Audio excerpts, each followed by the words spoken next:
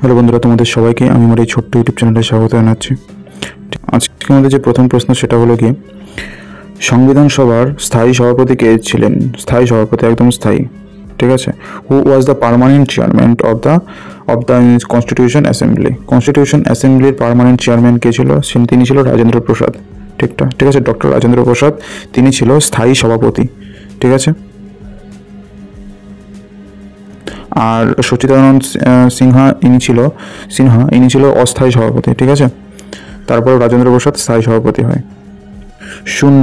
Zero discover case করেছিল, শূন্য discover করেছিল গণিতজ্ঞবিদ আর্যভট্ট শূন্যর ধারণা উল্লেখ করে, ঠিক আছে। তারপরে ভারতের প্রথম মহিলা মুখ্যমন্ত্রী কে ছিলেন? তিনি সুচেতা কৃপলানি, তিনি হলো কি ভারতের প্রথম মহিলা মুখ্যমন্ত্রী ছিল, ঠিক আছে, মনে রাখতে হবে। কত সালে?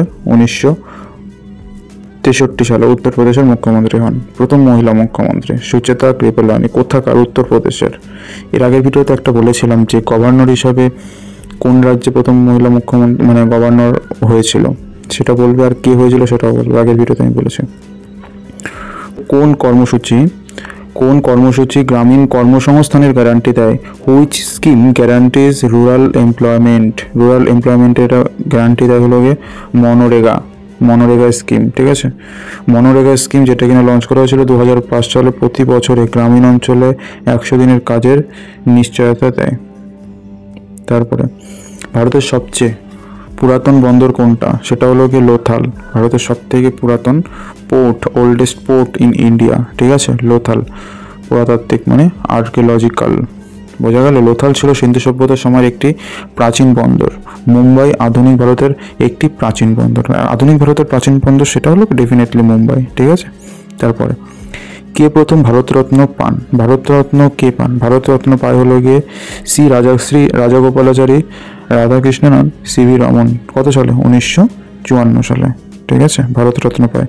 প্রথম ভারতরত্ন পুরস্কারকারী এই তিনজন ব্যক্তি, যেটা কিনা যারা পেয়েছিল 1954 সালে ভারত থেকে ভারতরত্ন পেয়েছিল। শ্রী রাজাগোপালাচারী, রাধাকৃষ্ণন, আরেকটা সিভি রমন, ঠিক আছে।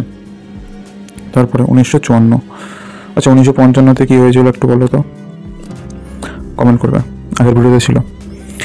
ভারতীয় সংসদের উচ্চকক্ষ কোনটি? ঠিক আছে, আপার হাউস অফ ইন্ডিয়ান পার্লামেন্ট, সেটা রাজ্যসভা, জানো। উচ্চকক্ষ রাজ্যসভা, আর নিম্নকক্ষ যেটাকে বলে লোয়ার হাউস সেটা হলো গিয়ে লোকসভা। আচ্ছা, তারপরে ভারতের সবুজ বিপ্লবের জনক কাকে বলা হয়? Who is called the father of green revolution in India? ভারতের সবুজ বিপ্লবের জনক বলা হয়ে থাকে এম.এস. স্বামীনাথনকে ভারতের সবুজ বিপ্লবের জনক বলা হয়ে থাকে, ঠিক আছে। এম.এস. স্বামীনাথন উচ্চ ফলনশীল চালযুক্ত খাদ্য উৎপাদন বাড়ান, ঠিক আছে। যে সময় ভারতের ছাদ বলা হয় কোন পর্বতশৃঙ্গকে? এটা হলো গিয়ে হিমালয়, হলো গিয়ে ভারতের ছাদ বলা হয় রুফ অফ ইন্ডিয়া, ঠিক আছে। কোন পর্বত শৃঙ্গকে? এটা হিমালয় ভারত ও বিশ্বের সর্বোচ্চ পর্বত শৃঙ্খলা, তাই একে ভারতের ছাদ বলা হয়ে থাকে, ঠিক আছে। তারপরে 10, ভারতের জাতীয় বিজ্ঞান দিবস কবে পালিত হয়? ভারতের জাতীয় বিজ্ঞান দিবস এটা পালিত হয়ে থাকে 28 ফেব্রুয়ারি, 28 ফেব্রুয়ারি, ঠিক আছে, ফেব্রুয়ারি। 1928 সালে সিভি রমনের প্রভাবে আবিষ্কার করেন এই উল্লেখযোগ্য দিন। ছোট্ট করে রিভিশন: বিজ্ঞান দিবস, ন্যাশনাল সায়েন্স ডে 28 ফেব্রুয়ারি। ভারতের ছাদ হলো গিয়ে হিমালয়। আচ্ছা, এম.এস. স্বামীনাথন, তিনি সবুজ বিপ্লবের জনক বলা হয়ে থাকে। আচ্ছা, উচ্চকক্ষ সেটা হলো গিয়ে রাজ্যসভা। ভারতরত্ন পান হলো গিয়ে রাজাগোপালাচারী, রাধাকৃষ্ণন, সিভি রমন 1954-তে, তিনজন ব্যক্তি। লোথাল ছিল সিন্ধু সভ্যতার সময়ের একটি প্রাচীন বন্দর, আর মুম্বাই হলো গিয়ে এখনকার ভারতের প্রাচীন বন্দর, ঠিক আছে। তারপরে আর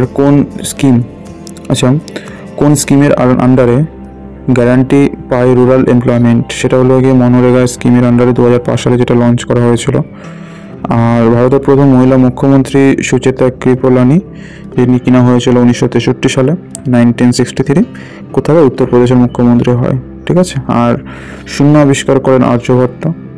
আর লাস্ট প্রশ্ন, সংসদ সভায় স্থায়ী সভাপতি কে ছিলেন? তিনি হলো গিয়ে ডক্টর রাজেন্দ্র প্রসাদ। এর আগে যে ছিল তিনি হলো গিয়ে সচিদানন্দ সিনহা, অস্থায়ী সভাপতি ছিল, ঠিক আছে। আজকের জন্য এইটুকু। সবাই ভালো থাকবে, সুস্থ থাকবে। জয় হিন্দ, বন্দে মাতরম।